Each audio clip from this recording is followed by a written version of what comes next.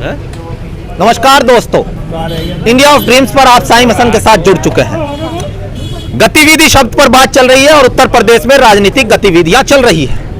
और आज जो गतिविधि थी उत्तर प्रदेश के, खास करके पश्चिमी उत्तर प्रदेश में थी, वो थी प्रधानमंत्री और मुख्यमंत्री योगी जी की वर्चुअल रैली जन चौपाल, जिसमें 2013 दंगे से लेकर कानून व्यवस्था से शुरुआत की थी कि किस तरीके से जो योगी सरकार है उत्तर प्रदेश में, उन्होंने किस तरीके से कानून व्यवस्था पर काम की। उसके बाद गरीबों के मकान और यहाँ तक के पशुधन से लेकर और गन्ना पेमेंट कैसे कैसे कब कितना ज्यादा हुआ है कितना कम हुआ है, उस पर बात की। पिछली 2 सरकारों की कमियां गिनाई और किस तरीके से जो माफियाओं को एक तरीके से घर बैठने पर मजबूर किया है, उन सब विषयों पर प्रधानमंत्री ने बाकायदा बात की और पश्चिमी उत्तर प्रदेश के तमाम मुद्दों पर छेड़ते हुए बातचीत की। हमारे साथ विपुल भटनागर मौजूद है, उनसे बात करेंगे।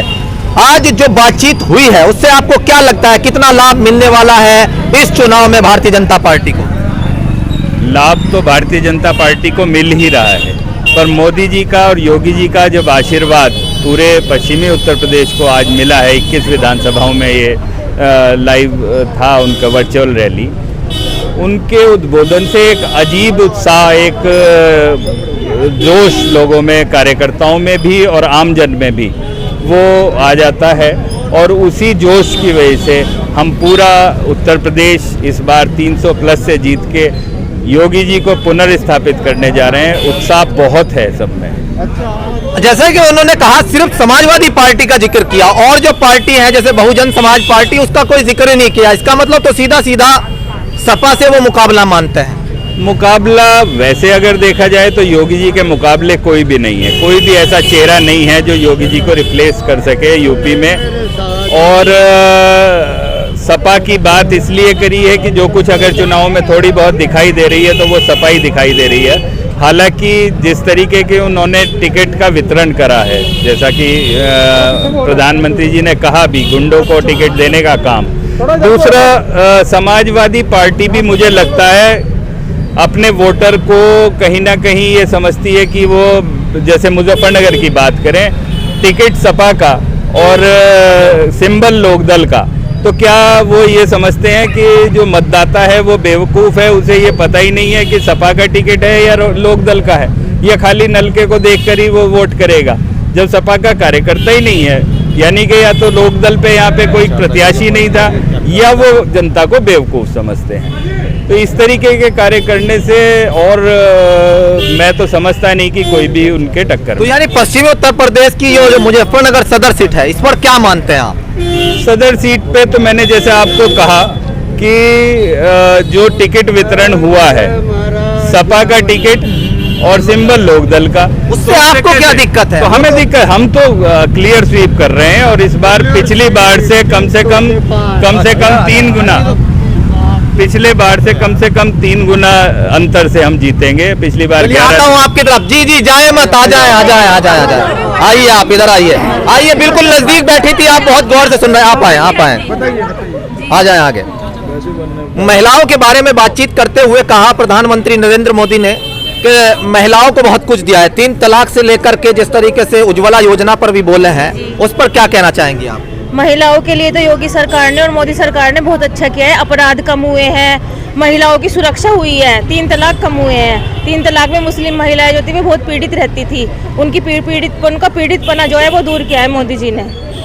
और क्या कुछ समझते हैं कि महिलाओं का जो वोट प्रतिशत, जैसे उन्होंने कहा कि महिलाओं के नाम मकान कराए, लखपति बना दिया है, उस पर क्या कहती हैं आप? उसका लाभ मिलेगा? जी, महिलाओं को 100% लाभ मिलेगा, हर तरह का। महिलाओं का रुझान है भारतीय जनता पार्टी की? महिलाएं मातृशक्ति का एक ही नारा, यूपी में भाजपा दोबारा।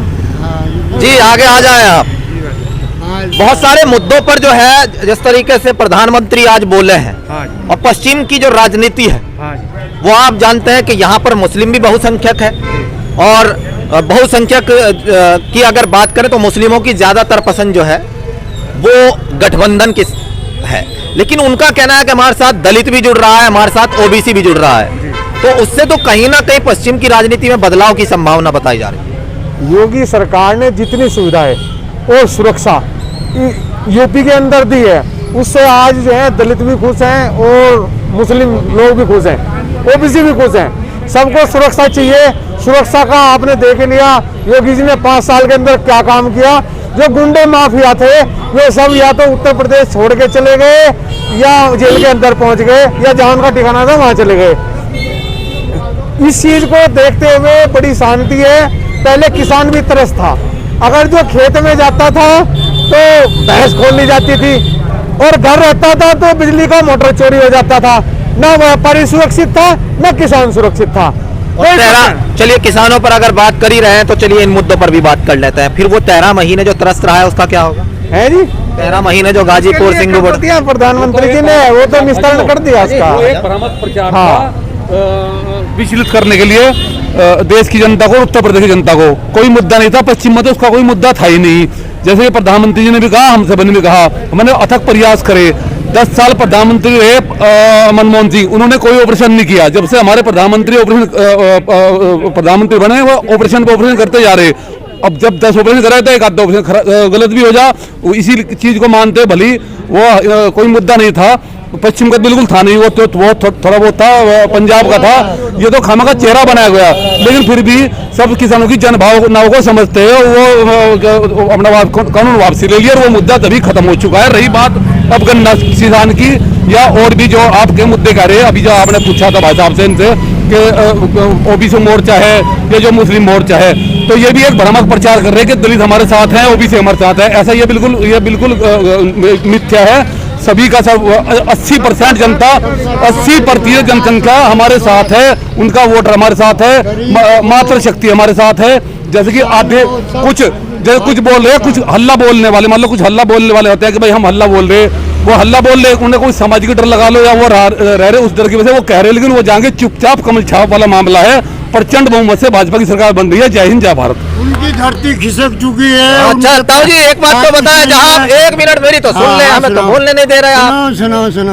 यहाँ सदर सीट जहाँ पे आप खड़े हैं मुजफ्फरनगर पे हॉट सीट है, इसका क्या होने वाला है? चाचा चित्तों का लड़का बहुत जोरों शोरों से लड़ रहा है। 100% जो है भाजपा को आ रही है, 100% भाजपा को आ रही है। सब चाहे वो गरीब है, चाहे वो किसान है, चाहे वो मजदूर है, सब भाजपा के साथ है।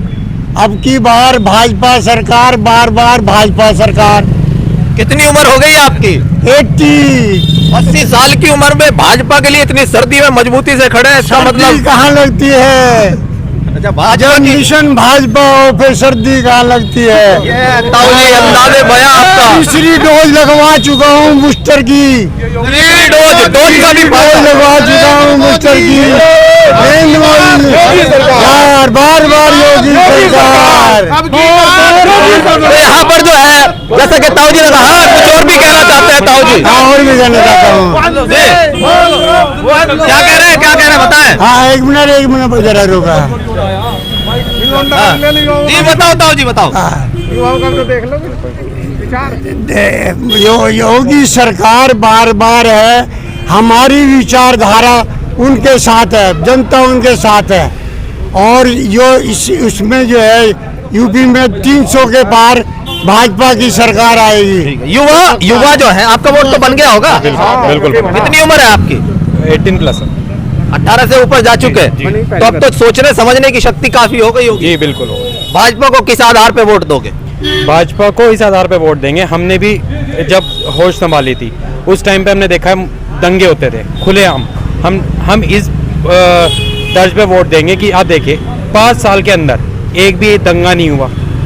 एक चुन के बुलडोजर चढ़ा दी, ऐसे माफियाओं के घर पे ढा के घेर दिए उनके घर। वो पानी नहीं मांग रहे। आजम खां कहता है कि मैं चुनाव लड़ूंगा जेल से क्या, अगर वो कहीं से, मैं कह रहा हूँ एक गली से भी अगर वो एक सभासद का भी चुनाव लड़ ले तो वो भी नहीं जीतेगा वो। और अगर जीत गए फिर क्या होगा? नहीं जीतेगा। हम शर्त लगा के कहते हैं, डंके की चोट पे कह रहे हैं, वो जेल में ही रहेगा। क्योंकि उनके कर्म कांड ऐसे है, उन्होंने लोगों को जो घाया है, उन्होंने कोई ऐसा काम नहीं है जो उन्होंने जनता के साथ ना किया हो गलत। और जो सपा ने टिकट दी है सबको, सपा सिर्फ एक गुंडों की पार्टी है। सपा कभी भी जनता के हक में कभी काम नहीं कर सकती। योगी जी दिन रात हिंदुओं की बात भी है। योगी जी ऐसा नहीं कि हिंदुओं के लिए लेके चलते हैं। आज आप देखिए हमारे सभी मुस्लिम भाई भी इतने खुश है योगी जी से कहते हैं हम योगी जी को वोट देंगे, वो खुलेआम कह रहे हैं महिलाएं त्रस्त थी, 3 तलाक जैसा मुद्दा मोदी जी ने खत्म कर दिया। कहते थे 370 पे कोई हाथ लगा दे खून की नदियां बह जाएंगी, मच्छर नहीं मरा मच्छर भी। आप ये देखिए ना, ऐसे ऐसे मुद्दे हुए कहते थे कि हम 370 हट गई, हम खून की नदियां बहा इन देंगे। सब चीजों का लाभ पूरे तरीके से मिलने वाला है। बिल्कुल मिलने वाला है, क्यों नहीं मिलेगा बताओ। तो यहाँ पर एक युवा से हम बात कर रहे थे और जो जिस तरीके से उनका अंदाजे बयां और जिन बातों को वो कर रहे हैं, उससे तो लगता है कि कहीं ना कहीं युवाओं की पसंद भारतीय जनता पार्टी है।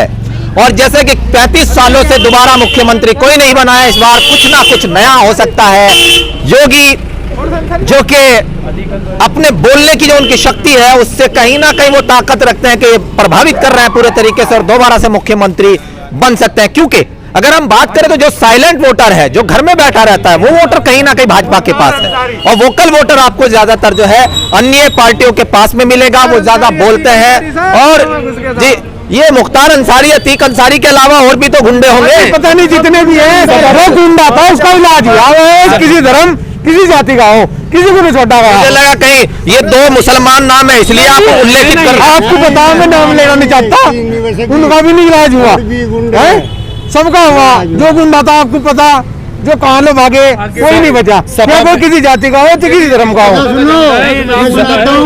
वो तो कहते हैं जो गाड़ी जिस पर कमल का झंडा है उसमें बैठा गुंडा है। नहीं, वो कहते हैं जिस पर सपा का झंडा, चौधरी साहब अजीत सिंह ने भी कहा था, जिस गाड़ी में सपा का झंडा उसके अंदर बैठा गुंडा। ये चौधरी अजीत सिंह की बाइक थी, अब वो है नहीं यहाँ। और उन्हीं के बेटे ने उसी से हाथ मिला लिया। ये हाथ मिलाना कहीं तुम्हारे जो योगी जी है उनको दिक्कत ना पहुंचा दे। नहीं, कैसे पहुंचा देंगे? योगी जी के साथ यूपी की जनता से अलग बाहर से भी जनता का सपोर्ट है। गुंडों की सरकार है सपा सरकार, और भाजपा सरकार से हित करती है, लोगों का फायदा करने के लिए बनी है। ये क्या कह रही थी अभी आप? मिली जुली सरकार है, गुंडों की सरकार है। इस बार कहीं दिक्कत पैदा ना कर दे ये गुंडों की सरकार। कुछ भी दिक्कत नहीं होगी। घर मोदी, हर हर मोदी। तो प्रोत्साहन जो है भारतीय जनता पार्टी के कार्यकर्ताओं में अब लंबी बातचीत हो जाएगी ताऊ जी, फिर कोई देखेगा नहीं। दर्शक जो है ऊब जाते हैं ज्यादा लंबी बातचीत से। तो इसी तरीके से लगातार हम दिखाते रहेंगे इंडिया ऑफ ड्रीम्स पर और लगातार इसी तरीके से मेहनत करता रहूंगा। दोस्तों, हौसला अफजाई करते रहे, आगे बढ़ाते रहे। जुड़ रहिएगा मेरे साथ में अपने साथी निखिल के साथ। India of dreams, Muzaffarnagar.